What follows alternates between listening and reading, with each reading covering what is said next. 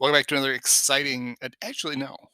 Welcome back to a previously exciting edition of the Pointless Exercise podcast. So basically, here's what we're going to try with Remember This Crap during the football season. It doesn't mean that Mike and I aren't still going to throw in an occasional Cub episode because God knows we've got 32 years of those to get through. Last year, if you remember This Crap started during football season. And the conceit was we did it every week that the Bears played. And we talked about great moments in the history of the two teams that were playing. So like when the Bears and Packers played, we talked about Chester Markall and why they called Mossy Cade the Anteater and other inappropriate things. Things not to do with James Lofton in a stairwell. And so then for the division opponents, the Packers, Vikings, and Lions, we did 2 episodes. And we found we could fill 2 episodes with interesting backstories. But honestly, we didn't want to have to try to do episodes 3 and 4. And the Bears have a number of repeat teams on their schedule again this year, like week 1, the Rams. We did, I think, a really interesting podcast on the Rams last year. And we dug up some stuff like the fact that the Fearsome Foursome were kind of BS. And we talked about the many moves that the Rams franchise has made, more than you probably think off the top of your head, and told funny stories about John Robinson and some other stuff. So you're going to get that again. If you didn't listen to it last year, now's your chance to listen to it. It's pretty good. And if you did listen to it last year, you've forgotten it by now. So you might as well listen to it again. Now, on the weeks when the Bears play teams that they didn't play last year, like next week when they play the Bengals, you're just going to get a regular Remember This Crap with me and Mike. We're going to go through, I'm sure we'll talk about Augustana's greatest export ever, Ken Anderson, and the Icky Shuffle, and Boomer Esiason, and all that stuff. But for now, for the repeats, like the Rams, you're just going to get me babbling at the beginning like this, and then I'm just going to turn it over to the episode. So here in a minute, it's going to start, and you're going to get last year's Rams podcast, which I think is honestly it's one of they're all gems. This one I think was particularly good. But while I have you, don't forget, now obviously you found the podcast, you know how to find the podcast. So if you haven't subscribed, subscribe. You can also subscribe to the Pointless Exercise newsletter, and you can follow me on the Twitters at /Discipio.com, all spelled out because I like my handle to be nice and long. But anyway, I hope you enjoy this edition of Remember This Crap on the Rams and the Bears, of course.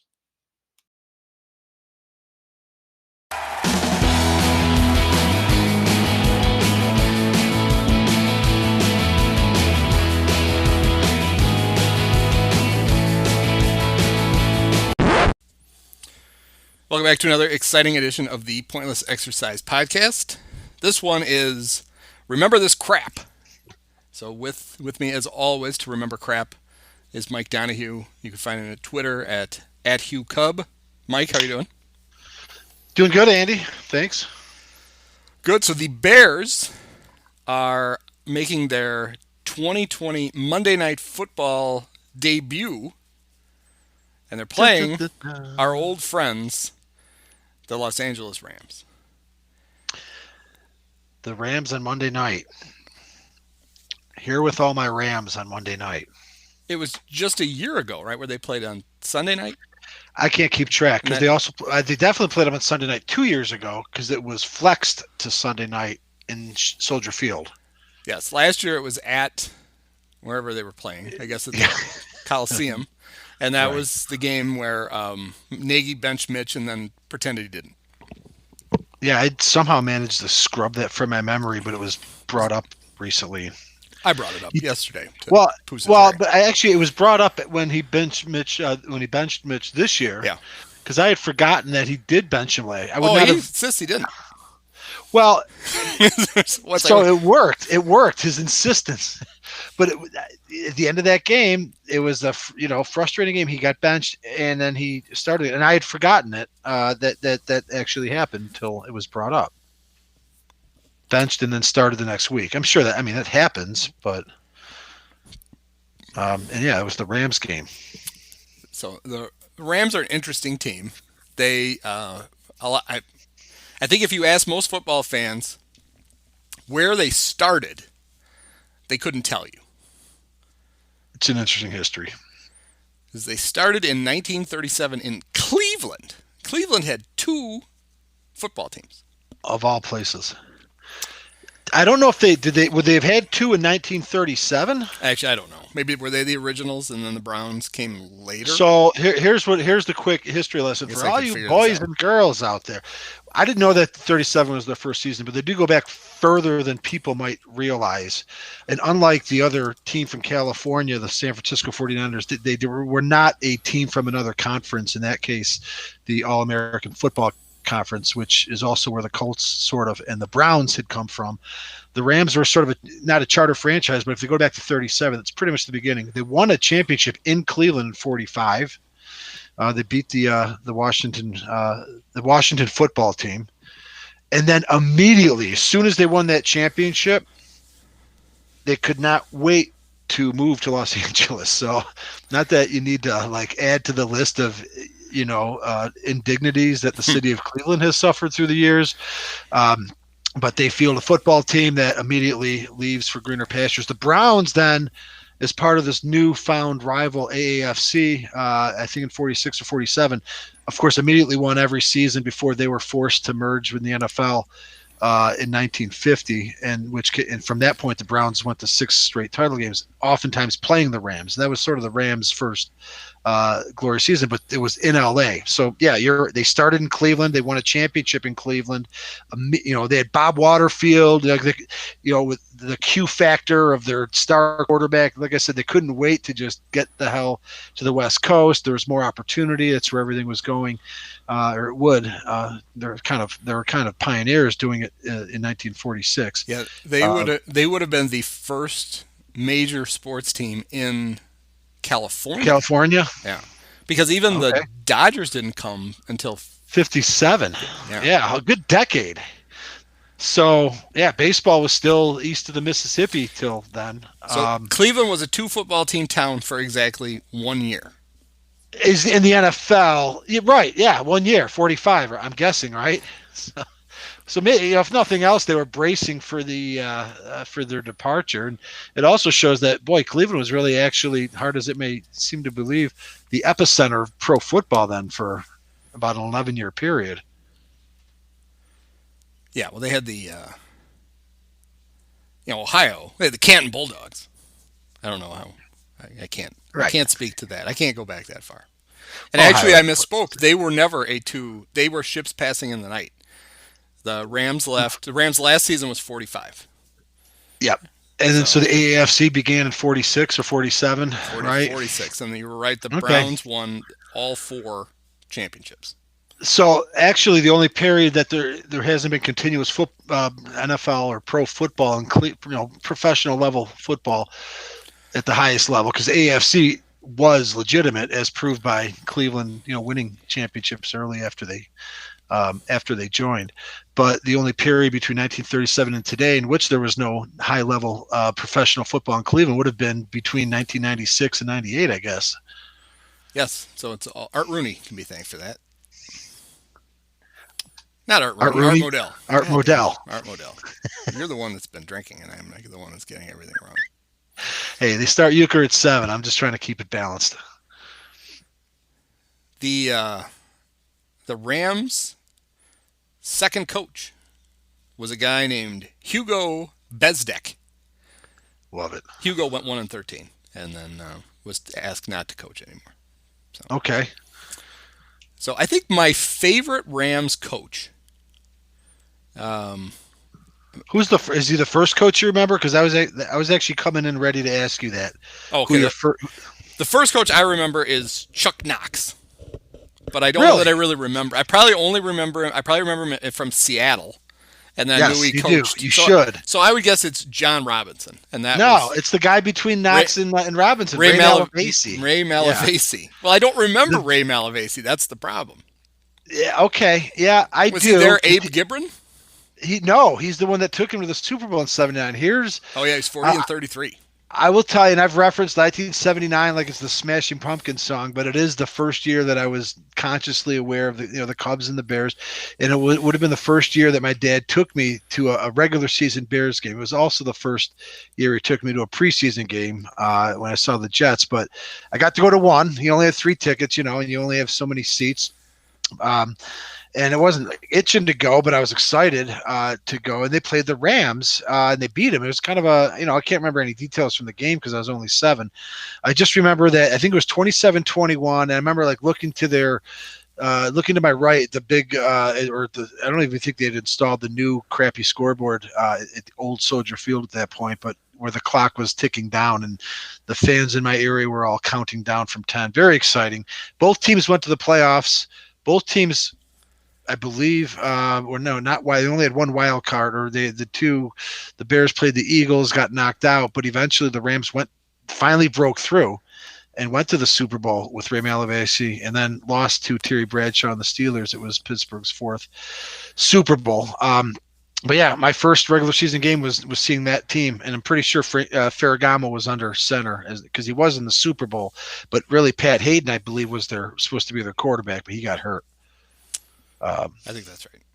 So yeah, Ray Malavasi, if they were going to cast, it wouldn't really be Ned Beatty. It would Charles Durning with a fright wig would be Ray Malavasi. But I just have to say, if you're going to go with Charles Durning, why not just go with Brian Dennehy?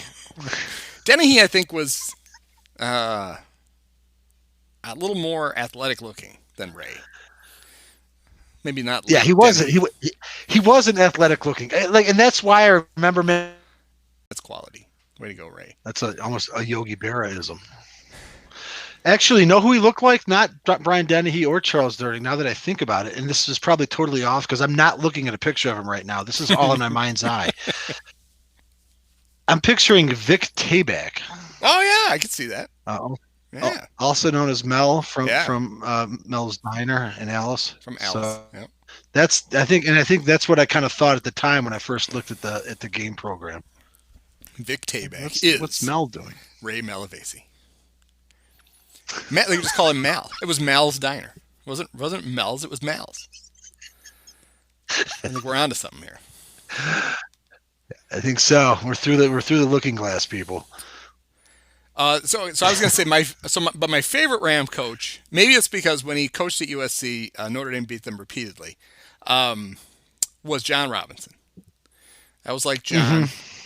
And did you know, I guess, that for the last, I want to say at least decade, that John Madden was still on the air, John Robinson was his spotter. John Robinson was a spotter whenever, after he had retired? Yes, that was his post-football job. He rode around on the Madden Cruiser with John to every game, and he hung out in the booth, and he just told him who made the tackle and who did whatever else. I mean, talk about a cake job. Yeah. He gets to be pulled along in this humongous chariot across the country. Yeah, he sees all the best putting football away games. Bottles of scotch on the way. I'm sure he's having a hell of a time on the road with and Madden, he's always struck me as quite the raconteur. And then, so now it's like game day. All right, now you got to earn your money. Yep. And so he's a spotter, which a spotter is somebody that gives a heads up to the announcers real quick, like who made the play, right? Yeah, and usually both announcers have a spotter. So the guy who's spotting for the play-by-play guy has the much tougher job. He is the one who has to quickly do the math as to that was a 52-yard pass, that was a 48-yard punt, that was the tackle was by number 8. Where the color guy one, depending on what the guy wants, can basically either remind John to talk about something that he knew he wanted to talk about, or I would guess because Robinson was a coach too, he would notice stuff and be like, "Hey, John, look at this." And then if it happened again, then they could talk about it. But yeah, talk about the coolest job you could have because they were best friends. So he's just hanging out with his best friend, going to and for Robinson, he got paid, I'm sure, by. That's brilliant. I love that. I never heard that before. Yeah. That's what he did. I don't know exactly how many years. I could have looked that up, but that's what he did. And it was. I don't think I'm sure he talked about it occasionally, but I didn't really know about it until, or was reminded about it. Richard Deitch for The Athletic has written a couple of stories in the last couple of years about, like, there was one he sat in the booth with Romo and Nance and gave kind of the behind the scenes thing about how they work a broadcast. Deitch did. Yes, and he worked in the story about, he basically described what the spotters do and mentioned that John Robinson had been Madden's spotter at the end of his career. And I remembered that I knew that somehow. Okay, but yeah, it's from just, an earlier anecdote or whatever that you'd come across. I think for sure at least once a year they would just show him. Okay, maybe the last I don't game. recall. Like, hey, I want to thank my buddy John Robinson. And you're saying the last 10 years of Madden's career as a broadcaster? Yeah. Or okay, because like, and I don't know if it's Robinson, exactly 10, but it was a few years after Robinson stopped coaching. Yeah, and that would have been like in the late to early 90s. I think they made a championship game and got blown out by St. Fran 89, and then within a couple of years he was done. But he still went back to Southern Cal, because was he not the Southern Cal coach both before and after being the Rams coach? I believe he was. I think he may have succeeded the aforementioned John McKay at Southern Cal. I didn't know this. Went to the Rams. I didn't know he did all this too. John Edward Robinson, born in 1943. Was a convicted serial killer, con man, embezzler. Oh, that's not the right John Robinson. Amazing. Wow. And he got away. How did he went cram to Southern all of Cal. that into a career? Right. And he coached. What an amazing life. Well, here he is. OJ went to Southern Cal too. That's true. Maybe that's where he learned it. Yeah. Well, but he played for McKay, I want to say. So doesn't add up, unfortunately. Oh, Robinson was a running back coach for Madden for a year with the Raiders. Then he became the USC head coach in 1976. Hopped to the Rams in 83. Went back to USC and coached the Rams from 83 to 91. Went back to USC at 93 to 97. Okay. Then coached at UNLV until 2004. Wow, 7 more years of earning that paycheck. Yes. UNLV. So, interesting that he left the Rams to go back to Southern Cal, when I want to say the guy that replaced him was Chuck Knox, who himself was returning to the Rams for his second go-around. A fact that is absolutely meaningless, but nevertheless failed to escape my attention. Chuck Knox, who you thought you may have remembered as the Rams coach, but would have from the second time around. And they were terrible when Ground Chuck was the Rams coach the second time. But, of course, we both first remember Chuck as being the Seahawks coach, if I'm not mistaken. Well, Robinson and Madden knew each other. He didn't just randomly coach for him with the Raiders. He went to high school with John Madden at Our Lady of Perpetual Help in Daly City, California. You're kidding. I literally went to a funeral a week ago. There's a parish in Glenview, Illinois, home of Chuck Iddles. Our Lady of Perpetual Hope. The shorthand is, it looks like Olaf. So apropos of nothing, but interesting. So Madden and Robinson go all the way back to the frickin' late 50s. They graduated in 1950. Early 50s. Yeah. So they're born in 32. I thought you said Robinson was born in 40. No, that was the serial killer. Oh, right. John Alexander Robinson was born in 1935, and he's still around. How could his wiki rank go higher than? I never even heard of that serial killer. Wait a minute. How is the Rams USC coach? This can't be right. Okay, so not to besmirch. We think John Robinson graduated from high school in 1950. He could have. I mean. Oh no, I read it wrong. Wiki's right. They didn't go to. I don't know if they went to high school together. They went to grade school together. That's even farther back. Wow. Because he went to Junipero Serra High School in 1950 and graduated in 50. So Our Lady of Perpetual Help Grammar School must have been it. Wow. So they're in the freaking 30s. Yeah, they were kids. They knew each other when they were like 12 years old. Thick as thieves. Cool. Yeah, it is cool. Wow, that's like the old Pete, or was it Don Zimmer and Jim Fry supposedly were childhood friends? It's Tom Izzo and John Steve Mariucci from Iron City, Michigan. But I would think that the Madden Robinson takes the cake. Well, yeah, it's just because it two. goes back It's further. a Pro Football Hall of Fame coach and a College Football Hall of Fame coach. And a pretty successful Yes. NFL coach. The Rams in the '80s, we've talked about it. The more since you first brought it up, Andy, the more it's sort of cemented in my brain just how special the NFC was in the 1980s. And the Rams were like a distant fourth. They were never really bad. And they did make a title game, as we all, of course, remember in Chicago. They made a couple. Remember that game? They made the January of '86 at Soldiers Field, my friend. But also played the title game in '89. Like I said, I just mentioned that earlier, but they got blown out. They were pretty much Dallas and the Rams were sort of like the next tier behind the dominance that was the Giants and 49ers and Bears and Redskins. Yeah, Robinson. They made the playoffs in 6 of his first 7 years. Lost 2 NFC title games, one of the Bears, one of the Niners. And then kind of bottomed out at the end. Yeah, they went 8-24 his last 2 years. He got canned. Yeah, that really was the end of a pretty long run because we talked about it before the show. I think the Rams in the '70s were sort of an unheralded but consistently good team that I didn't even know about till more recently, because growing up as you and I did in the late '70s and early '80s, we knew about the Cowboys, even if we weren't and the Vikings, even if we weren't like watching the games in '77, '78. We had older brothers. It was kind of background noise. We certainly knew who the Cowboys were. The Vikings we were familiar with, and it was years later that I realized that the Rams made 3 consecutive title games in the '70s. They lost the Vikings in '74 and '75, or '74 and '76. They lost the Cowboys in '75. Pretty much made the playoffs every year for a while there until they finally broke through under the aforementioned Ray Malavasi in '79 and gave the Steelers a good fight in the Super Bowl. And it was only 6 years after that Robinson took them to the championship game. So by the end of Robinson's tenure, that was actually, you could argue, almost a 2-decade run of above average performance. So the Robinson Rams would have suffered from the same.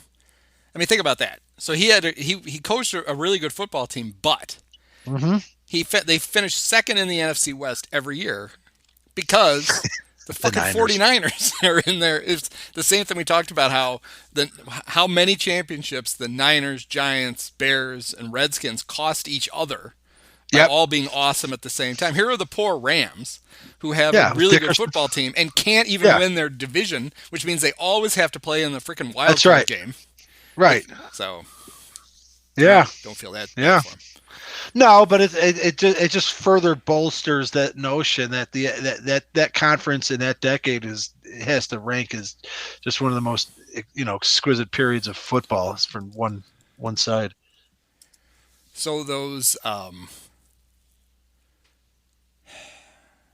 guess we were talking a little bit before we came on about the those '70s Rams teams. That wouldn't have been the Fearsome Foursome. It would have been after that. That would have been it's even better. That would have been the Jack Youngblood, Fred Dreyer, Hunter. That's right. Rams. Because the original Fearsome Foursome for the Rams, according to Wikipedia, also technically started in 1963 when they added Rosie Greer to Merlin Olsen, Deacon Jones, and Lamar Lundy. Yep. Okay. Deacon Jones, of course, famous for, he claims he invented the term sack because and I use this once in a while, he said he would tell the other guys it's time to put the quarterback in a sack, which makes very little sense. Unless I guess he's going to kidnap him. You want to tell him? Right. No, nobody's going to tell Deacon. Deacon, he went back, they didn't keep track of sacks. He went back and counted one year. Said he had 36 sacks. he just shows up in the Rams archive video room and I'm sorry, sir, I can't show you. And a few minutes later, Fred's watching all the game footage.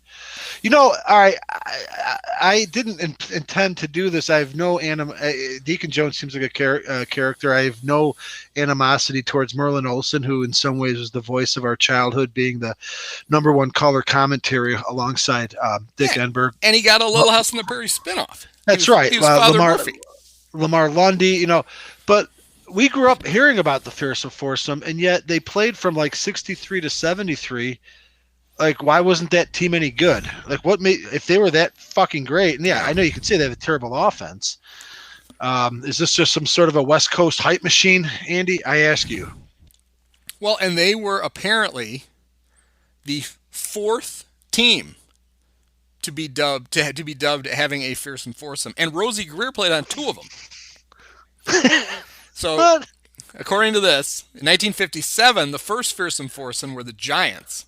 It was Andy Robustelli, Jim Cattcavage, Rosie Greer, and Dick Modzelewski. Now, the name's much better. Robustelli, Cattcavage, Rosie Greer, Sure. Modzelewski. Right. Then they claimed that then the AFL version of that, supposedly, was the Chargers had Ron Neary, Bill Hudson, Ernie Ladd, and Earl Faison. Would that have been the original Los Angeles Chargers then? Probably. Was that in their first year that they would be bold enough to? I'm driving at a thought here, but go on. Who is? They were listed here as they don't have the year, but they're listed here as San Diego, and it said if the Chargers foursome helped them reach the first two American Football League championship games. So first one had to be LA. 5 altogether, and they won the AFL title in '63, beating the Boston Patriots 51-10. Actually, 5 points worse than what the Bears did to the New England. Wow, who knew that the Patriots' defeat in January of '86 was not their worst championship game defeat? So then the third iteration of the Fearsome Foursome was supposedly the Lions, and that was 1962. Roger Brown, Alex Karras, Darius McCord, and Sam Williams. Okay, so that blows my theory because I started to think the Fearsome Foursome is just some concept that started on Madison Avenue in New York, and they tried to apply it to the Giants, and then it flew across country to the new media empire. Well, in it Los did, Angeles. but I guess it bounced around. So, okay, so it all happened fast, apparently. So the Giants were 57. They get dubbed the Fearsome Foursome. The Chargers, it says here 61, their first year in San Diego.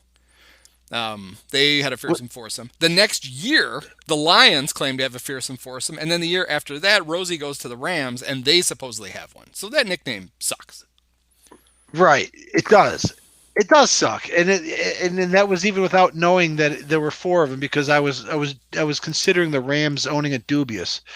Again, no, not to besmirch those players, but you don't hear of the Rams and even contending, and I mean, they were in title games or Super Bowls by the end of the decade. They were a much better team 10 years after those guys left. So yeah, I think we did it. We just killed the myth of the Fearsome Foursome, I hope, once and for all. Again, it was not my agenda coming in. Proven that it's bullshit. It is, and I'm not afraid to just have that take right now. Even if all 4 of those guys are Hall of Famers, they might be. I mean, and it wasn't like, again, John Robinson and Eric Dickerson and Jim Everett, or that can't be possible because they were traded for each other. But, those teams running into great teams. Who would have were the Rams? I guess they could have been running into the Packers. The Cowboys were good, but still, if they're that great, they would have overcome it. The Packers are getting pretty old by 67 anyway, so.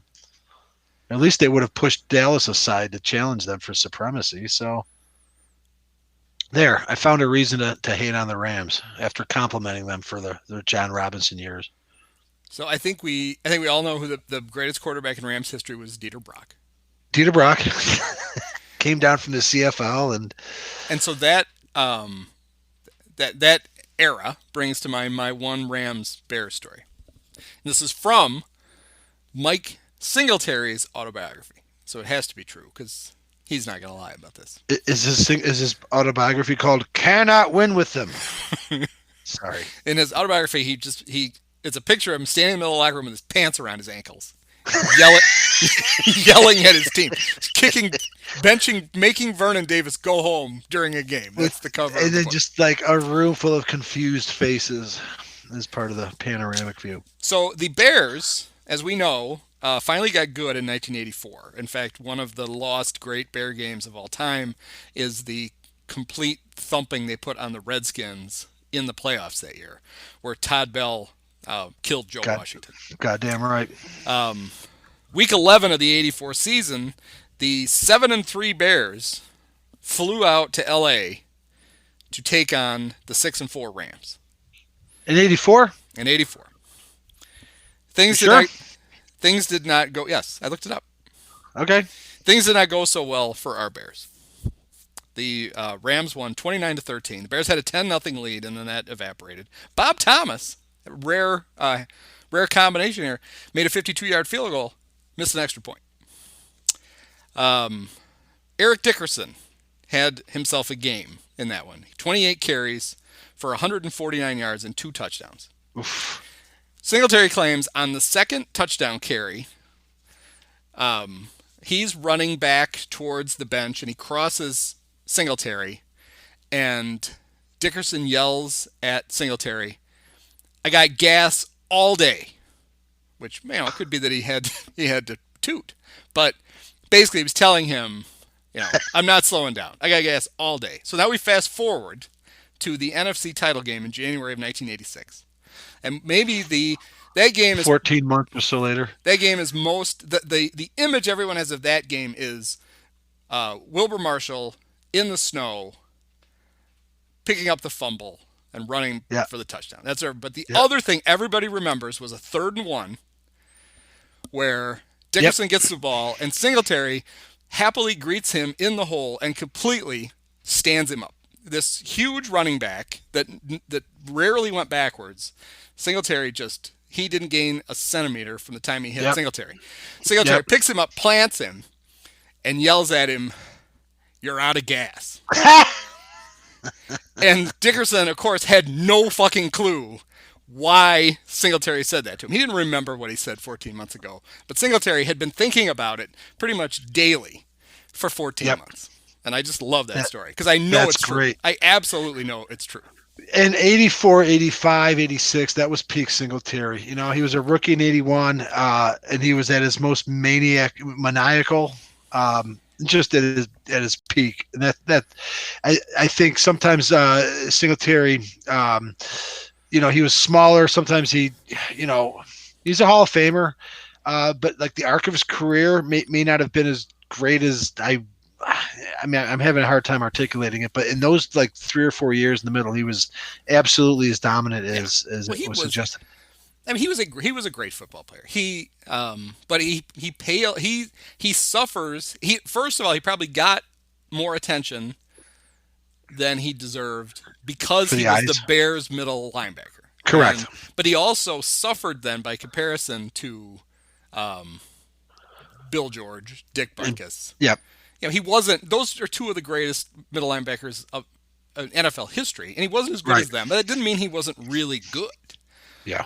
And then I think consensus is Urlacher surpassed him, so he's And I don't know. I guess we when we have Vaj McCaskey on later, we can ask her of where Bulldog Turner ranks on that. Sure, right. Yeah, I'm sure Vaj has an opinion or two. And Andy, I apologize for even questioning. I found a black hole in my memory because I cannot recall that. I'm looking at it now, and 29-13. I'm looking at all these other games, and I can tell you like 2 or 3 factoids that happened. I see the game at St. Louis in '84 where Neil Lomax threw a 60-yard bomb to Roy Green. I see the Raiders game was the week before the epic Bears-Raiders game when the Bears defense totally arrived. I cannot for the life of me recall that Bears-Rams game in '84. So full confession, just throwing it out there. But thanks for sharing that story. Well, it's a weird game because that was. So listen to Jeff Kemp. Jeff Kemp was our quarterback, for God's sakes.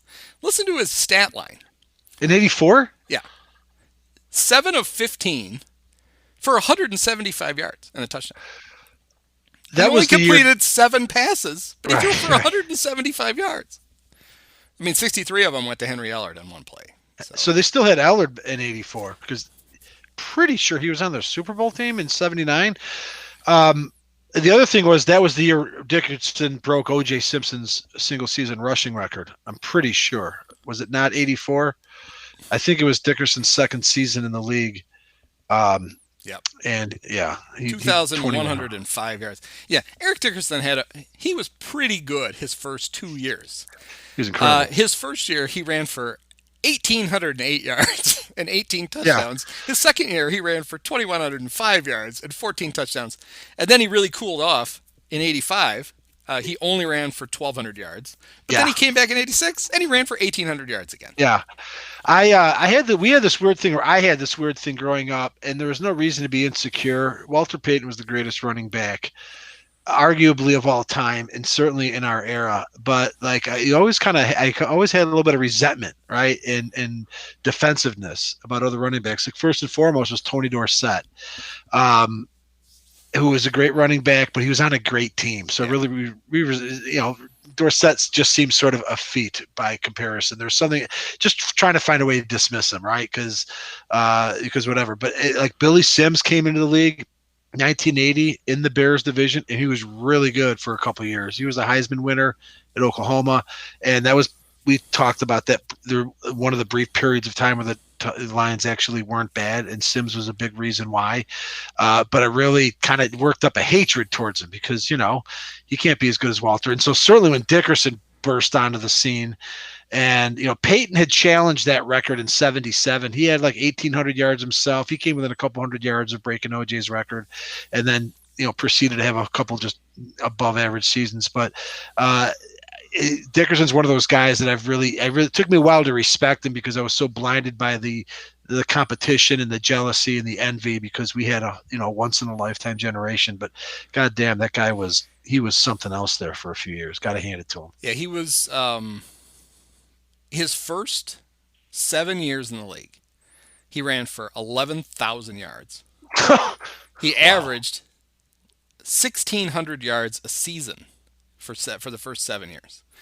And then what do we do after that? Well, I mean, he got his ass kicked every day for 7 years. And I mean, that was one of the great things about Walter was how well he conditioned. Aged. Mm-hmm. Dickerson was basically, I didn't remember how good he was his first full year with the Colts. He ran for almost 1,700 yards. Yeah, I didn't either. But by his age 30 year, he was done. He never ran for more than 700. He ran for 729 yards one season his last 4 years. But yeah, his first 7, he was as good as any running back who'd ever played. 7-year period. Yep. Is John Robinson dead or alive? He's alive. Okay. Him and Madden are probably still tooling around the West in a motor coach. I don't know how much longer Madden's got, but God bless him nonetheless. So they play on Monday night this week, huh? Yeah, it's Monday Night Football. Our first experience with the revamped crew of Steve Levy, Brian Greasy, former Bear great Brian Greasy, of course, and Louis Riddick, who I've heard a couple of times. They're pretty good. I mean, ESPN. It took them how long to finally figure out? Just put a competent team on, the one that doesn't do a lot of shtick, because it's a football game. We just want to watch the football game, and these 3 guys just let you watch the football game, which is so nice. That guy was a booger riding around in the golf cart. That's not a thing anymore. The Booger Mobile was grounded during its first season, mostly because the team was not meshing very well. Okay. And part of it could have been that a third of them were zipping up and down the sideline in a sideways driving golf cart.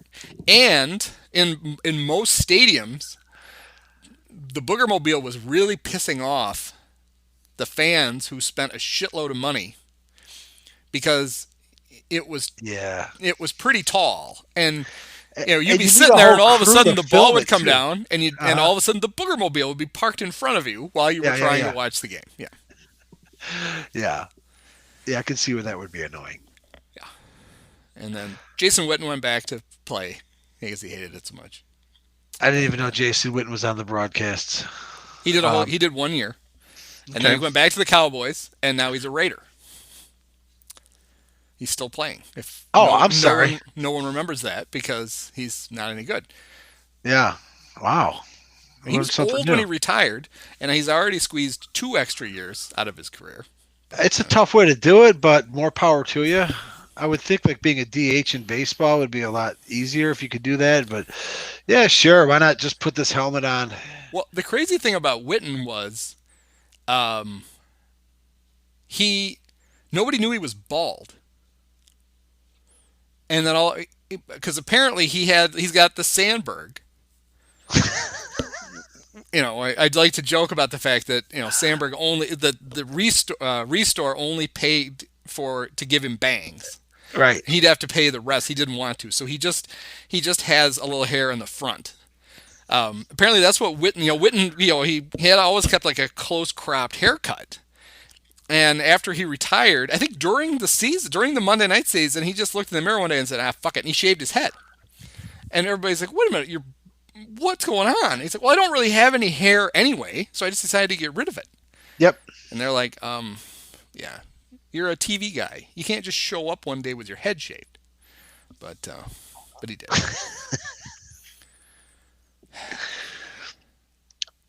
So, since they're playing on Monday night, I just have to share this other memory that I have. I mentioned the first game I ever went to was a Sunday afternoon in '79. But my first Monday night game, which was exciting and scary and weird, it's like, oh, going into the cold, dark city on a school night. And I went with my brother, actually. He was entrusted. My dad, didn't want to bother going down to the city on a Monday night. But I was stoked. It's 1981, I want to say. I don't know the year exactly, but you can look it up. I'm sure it was 1981. I suppose it could have been 82, but they only had a 9-game schedule. Anyway, and I don't know who the third person was, but I was stoked about it. I don't even remember how we got down there. My brother probably drove, whatever. He was like 7 years older than me. I was just a kid, so I'm 9 years old, and the Bears were bad. I got hooked on a team in '79 that went to the playoffs, and then within short order they were back down there. And this would have been Neil Armstrong's last season, and I just remember. I didn't know how the Rams were that year, but the game was really not competitive. It wasn't even close. So all that anticipation going in, and it was probably my first real understanding of when a collection of people get sort of just severely intoxicated. I mean, I'd sat in the bleachers. I'd smelled weed in the bleachers, but as far as just it's different. It's a day game. People sort of keep their composure. On a Monday night, though, all this hype and people, who knows how long in the parking lot some of these fans were in our section. I just have this image in my head. At one point, the aforementioned Bob Avellini came into the game. I'm looking at your box score right now. The Bears. He was one of 3 Bear quarterbacks that day. And he would have been the third, because there was a guy in front of us that I was so amused by. And again, my brother was 16, but he was kind of sharp to what was going on in the world. He knew the state of this guy in front of me, and I was kind of figuring it out. And this guy, he was harmless, but I just remember him spinning his head round and around, putting his hands on his head when Avellini came into the game, and he just kept saying, "I'm so confused. I'm so confused."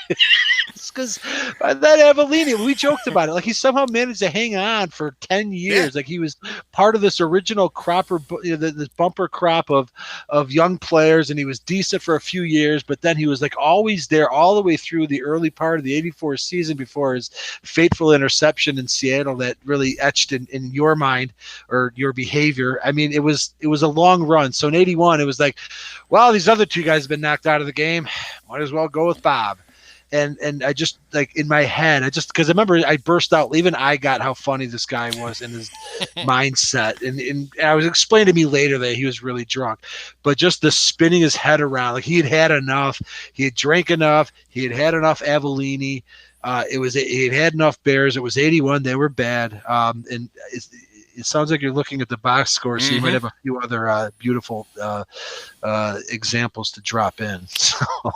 Bear quarterbacks were sacked 6 times. Okay. Bob Avellini twice, Mike Phipps 3 times, and Vince Evans once. So that triumvirate of quarterbacks actually carried through longer than I thought. Yeah. They were the 3 there in '79. Right. When you have that kind of stable. You don't want to break that up. When you have 3 mediocre but otherwise kind of reliable quarterbacks, why would you go with it? Hallis is Neil, we already have their they already have their names sewn onto their uniforms. Why don't you just keep them?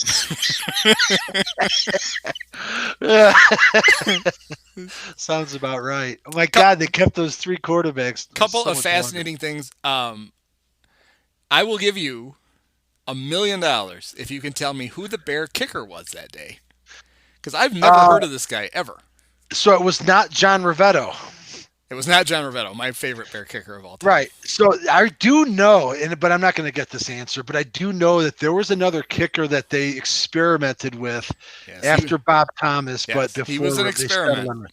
And he was terrible, and that's why they shit canned him and eventually settled on Rivetto.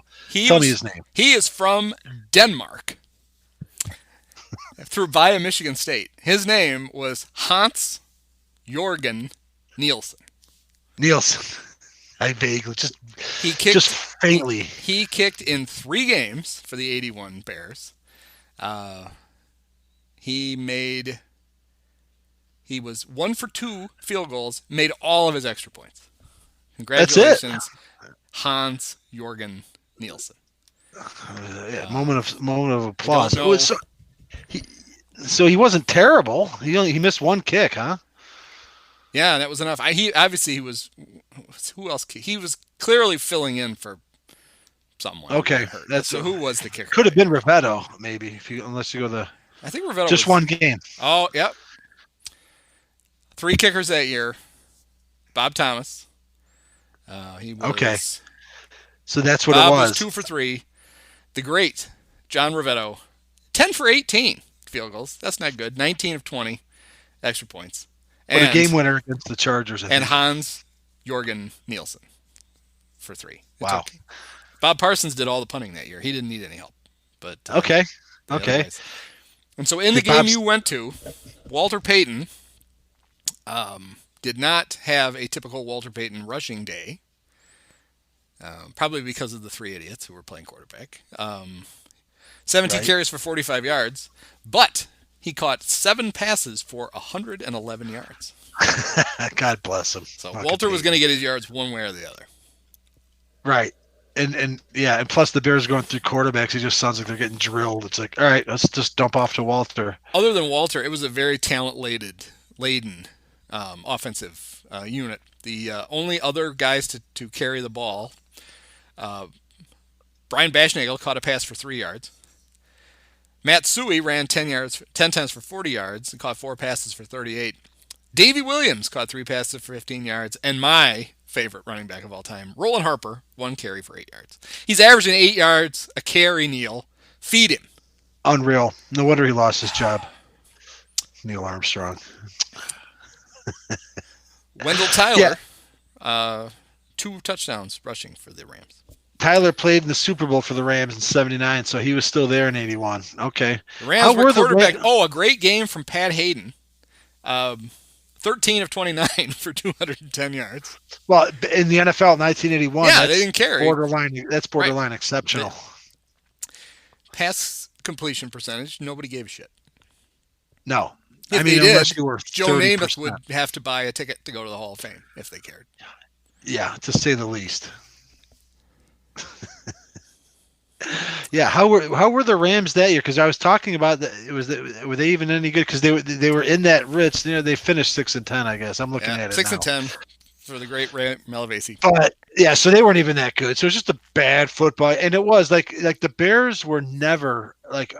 It seemed like they were rarely on Monday Night Football. It was such a exciting thing.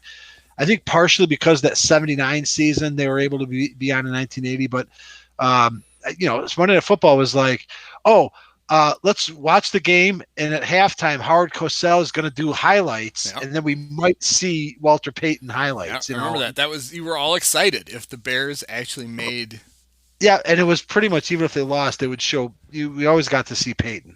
We always had that. As bad as the Bears were, we could take pride in sweetness. Just not that night. That my first Monday night game, exposed to all the debauchery and hopelessness that encompassed Bears fans all too often. So it's got me thinking, why are the Bears playing the Rams for the 3rd straight season? Because one of those 3 years they were playing the NFC West regardless, and it just so happened that they finished in the same respective spot in the standings, I guess. Yeah. Right. So so the Bears play all the 3rd place teams. Yep. And clearly the NFC South. And they played them last year because both teams were division winners the year before, but the year before that was when the Bears played the NFC West, right? Yeah, I guess. Because then in John Fox's last year, I believe that's when they played the 49ers when Tony Garoppolo made one of his first appearances. So if that's true, that would be the fourth straight year that they've played them. It's quite a rivalry.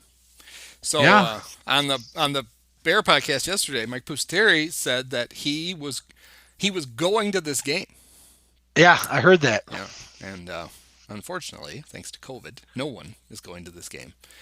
But they are going to play in the fancy new stadium out there. They got a new stadium, huh? Yeah, it only costs like a couple of $1 billion. That's it. It does. Is it in Los Angeles or? It's in Inglewood. Where the old Forum the was. Forum is. Forum is still a thing. Oh, sorry. Well, but it's like for concerts and stuff. So the Lakers didn't move into a new Forum; they moved into another place, but the Forum didn't get blown up like the Palace and Chicago Stadium and whatnot. It's still a thing. I did not know that. I believe that the crazy billionaire who owns the Clippers, Steve Ballmer, I believe he bought the Forum. So I believe he is going to tear it down and build, because they're tired of sharing the Staples Center with the Lakers. I believe that's true. Okay, and he's going to just build another arena for one of those teams that back at the old site of the Forum. Is that what you're saying? Yeah. Ballmer bought the Forum for $400 million, which is pocket change to him. Steve Ballmer, right, and like he can milk it because it's like still up to code, right? Until he blows it up. No, they're gonna stay in the Staples Center until the new stadium's built, the new arena's built. Okay, but he is so rich. I believe he has more money than the next 10 NBA owners combined. That's how rich Steve Ballmer is. He still gets big fat Microsoft checks all the time. So. Sure. And he's a little weird, but yeah. Bought the Clippers for $2 billion. Paid for it probably right out of his wallet. And I have these two. Ever see a $1 billion bill? I've got two of them. Like, no, that's not. Those aren't things. But yeah, so they got a new stadium. They're gonna get Super Bowls again. And okay, all right. That was the whole idea when Jerry Jones masterminded. Not one, but two teams in LA. That was why he wanted them back in the second biggest media market. And apparently now Jerry's jealous because he thinks the new stadium is as nice as the monstrosity that he built. I wasn't aware. I wasn't aware of this line of thinking that has Jerry Jones like sort of pulling the strings to get football. Oh yeah, they're super pissed at him. In both San Diego and St. Louis. St. Louis? Because he kept telling Goodell that it was ridiculous that they didn't have a football team in LA. Correct. And, for 20 years. And Jerry was the one who said financially it really only makes sense if you have two, because then you pretty much have a game in the new stadium every week. That's right. All right. Good argument. Can't fault the logic. He was trying to put the Raiders and the Rams together. And yeah, because you already have established fan bases in both cases that the team has already played in that city in the past. I think anecdotally, I think there's probably more Raiders fans in LA. Actually, not anecdotally, there are. They're probably even with two teams there now. I think there are more Raiders fans than Rams and Chargers fans. Although that will Raiders, slowly although they're really not that. I mean, they're in Vegas. They're not that far away now. Vegas is only 100 miles away from Los Angeles, so that's actually pretty. I mean, it's like Chicago to Rockford. Think about that. They got three NFL teams. Maybe not 100. I might be off, but it's not it's a day drive. You could drive from LA to Vegas and hit the casinos and come back in a reasonable hour. What is it? It's a 4-hour drive. 270. Look it up. It's 4 hours, so it wasn't even close. Still, all right. So 100 miles, a little bit off. Midwest boy. Yeah, everything's 60 miles apart in Illinois. Right, for us, right. So it's it's Chicago to Cedar Rapids? Or Chicago 4 hours you said? just a little bit further than Chicago to Green Bay. Like if you could go, I mean, people will go from Chicago, from the north suburbs especially, to Green Bay and back. That's not even 3 hours. My So my Cedar Rapids guess was pretty close. is that right? 3 hours and 50 minutes from Chicago to Cedar Rapids. Check out the brain on Charles Kuralt over here. Hot damn. Especially for a guy who's never been to Cedar Rapids and is never going to go there. I just guessed at a city in Iowa. Got it right. That's good. That's good. All right. Well, I think we've exhausted our Rams knowledge, but it was pretty good. You're right. They were more fun than these quasi expansion teams. They are.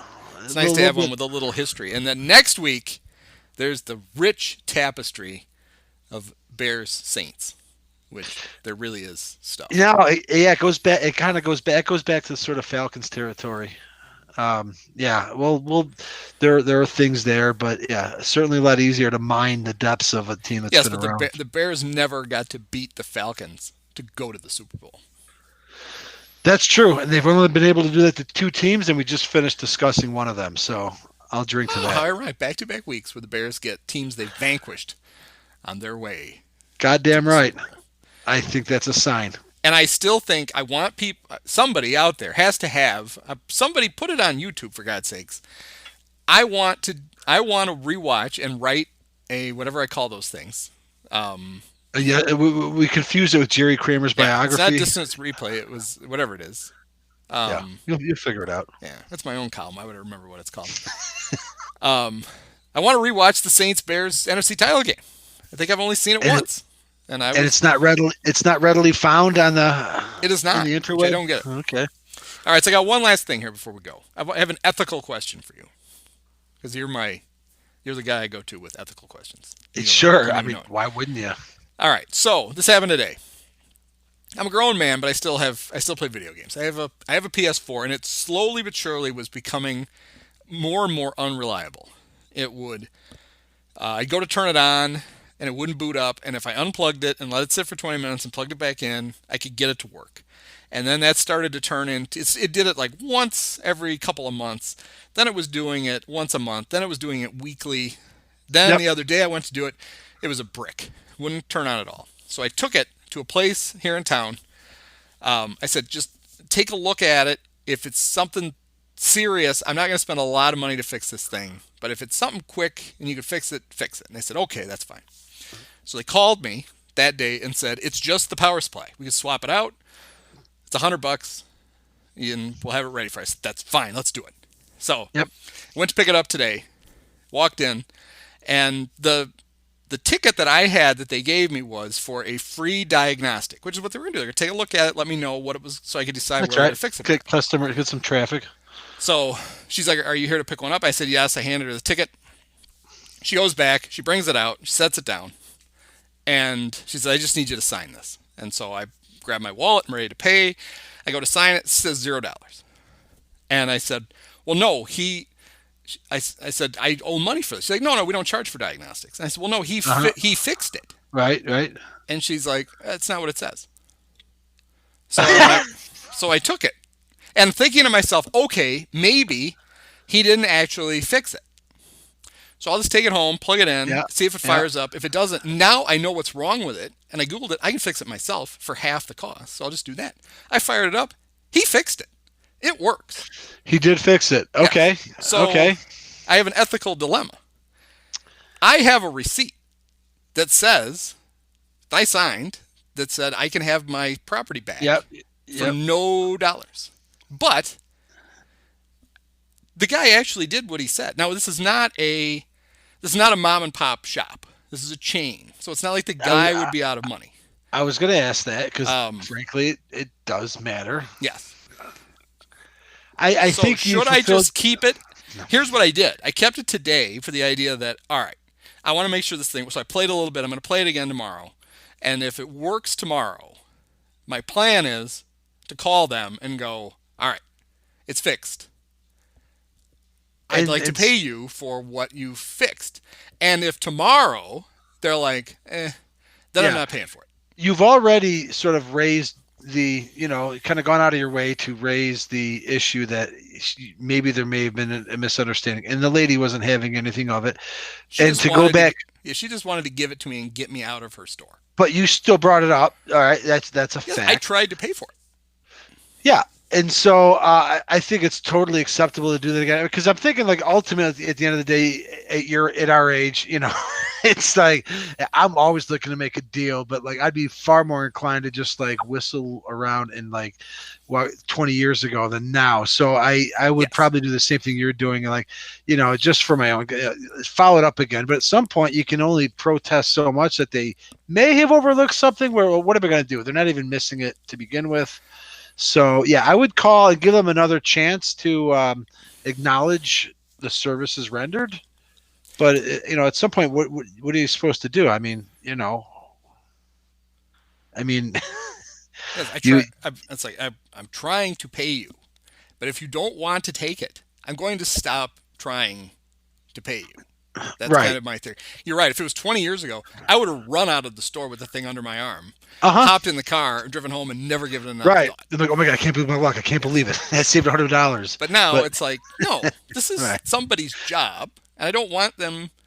right, If they right, owned the place, I'd be like, this is how you make money. You need to do this. Now I'm right, like, what if somebody gets in trouble right, for, well, what was this? I mean, there's a part missing. How is it accounted for? And they're like, well, it's in some guy's PlayStation 4. They right. didn't pay us, but I tried to pay them. So But I want, if you bring it up multiple times, and then it almost gives you your own answer, because it's kind of telling you, well, it's not going to be missed because they're not that diligent to right. begin I mean, with. if I try to pay them tomorrow and they won't, and they still won't take it, Yeah, no then one's getting chewed out. I'm done trying to pay for it. But Right, I'm no one's more than getting. happy to pay them Yep, because they yep. did what they said and it works, and that was I what I think wanted. I think you're on the right path, young Andrew, All right, good. to wisdom and morality. I mean, seriously, a second time, just because, again, that point, that's the answer you need. Is they're not, it's not being missed, and no one's getting chewed out, no one's losing their job if they're not going to pick up the ball when you keep sort of pointing it out to them. So thanks for like putting me on my heels there with an ethical question, by the way. Well, Rod I Blagojevich wasn't. was busy, so I thought that was great. So the last year he was in office, every 2008, every state right? No. employee had to start taking mandatory ethics training that had his name on the training because he was basically touting, we're all going to do ethics training. And the reason Right, for it at the time was hilarious. It was that he was getting in trouble for charging his haircuts as a among other business things. expense. Now, Wow. and I think a Rod Blagojevich haircut, that's like a $400 haircut. Correct. You're not just going down to, like, Sal, Arenado's place to, So I always you know, think whenever it comes ethics test time, I always think of Rod. yeah, that was a golden fucking test, Yes. I'm guessing. And it was funny because the very first year we all took the test, there was a haircut question on it, which I just loved. It was, it was like, Johnny has a public facing job and he needs to, Trim his huge pompadour. right. he needs to have it's required that he have a nice, neat appearance. Can he ask for his haircut expense to be reimbursed? And the answer was no. But Wow, a little bit, on the nose, I I have would a feeling say. that somebody wrote it so that when Rod had to take the test, he'd be reminded, like, oh, that's right, I'm not supposed to turn these receipts I in. know, I know. One of our listeners is a state of Illinois employee, so I'm gonna see if I can maybe walk that one backwards and suss it out. Well, it was funny because the year I was the first year we took it, I was working for a community college, and the board of trustees at our community college was refusing to let us take the test. They were basically saying, "No, we're not. You're not state employees. Community colleges are state supported; they're not state funded." And that seems like a correct argument. So they're basically saying we don't want to set the precedent by taking this test. And so this is before that the board at that college went completely nutso. This is when they still had like rational people on the board, and they're like it's not lost on us that we we are telling our own employees not to take an ethics test But it's not because we don't want them to be ethical. It's because we don't want to set the precedent that we don't want them to be treated to have to fill the requirements of a state employee without any of the benefits of being a state employee. And at some point, the college lawyer finally said, just let him take the damn test. And so it doesn't matter. Blagojevich, yeah. So there you have it. Now we've got a little bonus ethics at the end of the podcast. I like that. It's very very eclectic, this show. Yes. I appreciate having been a part of it. We know John Robinson is alive and doing shots of Don Julio in the cruiser with a nonagenarian John. I mean, they're the same age, so with John Madden. I wonder if maybe they just have the RV parked in John's driveway, and he totters out to it and gets in, and somebody makes vroom vroom noises in the front, and he thinks we going to Green Bay? Yes, we're going to Green Bay, John. Oh, I didn't pack a jacket. Right. Boom. There's a script there. I mean, a 70-year-old story. I mean, it dates back to third grade. Yep. Incredible. That's incredible. All right. That's a hell of a takeaway. I'm running with that. All right. Well, thanks, Mike. Yeah. Thanks, Andy. Till next week, right? All right? Yep. Go Bears. Go Bears. Many of us have herpes.